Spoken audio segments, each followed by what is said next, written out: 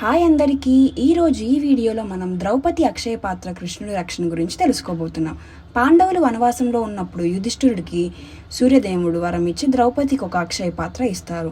ఆ పాత్రలో వంట చేసినప్పుడు ఎవరికి ఇస్తే వారందరూ తిని తృప్తి పడేవారు.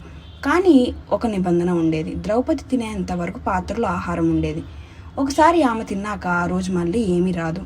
ఒకరోజు దుర్వాస మహర్షి తన శిష్యులతో కలిసి పాండవుల ఆశ్రమానికి వచ్చారు. ఆయన కోపం ఎంత భయంకరమో మనందరికీ తెలిసినదే. ఆయన అన్నారు, మేము స్నానం చేసి వస్తాము, అప్పటి వరకు మాకు భోజనం సిద్ధం చేయండి అని అన్నారు.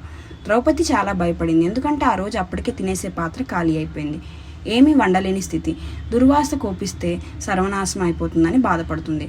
అప్పుడు కృష్ణుడు ప్రత్యక్షమయ్యారు. ద్రౌపది నాకు తినటానికి ఏదైనా ఉందా అని అడిగారు. ద్రౌపది కన్నీళ్లు పెట్టుకొని, స్వామి, పాత్రలో ఏమీ లేదు అని అనింది.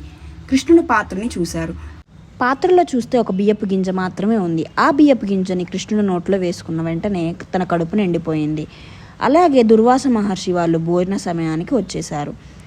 వాళ్ళకు అనిపించింది ఏంటంటే, కృష్ణుడు తిన్న వెంటనే వాళ్ళందరి కడుపులు కూడా నిండిపోయినట్టు అనిపించి, మాకు ఈరోజు భోజనం వద్దు అని చెప్పి బయలుదేరారు. ఇది ఇలా కొనసాగింది.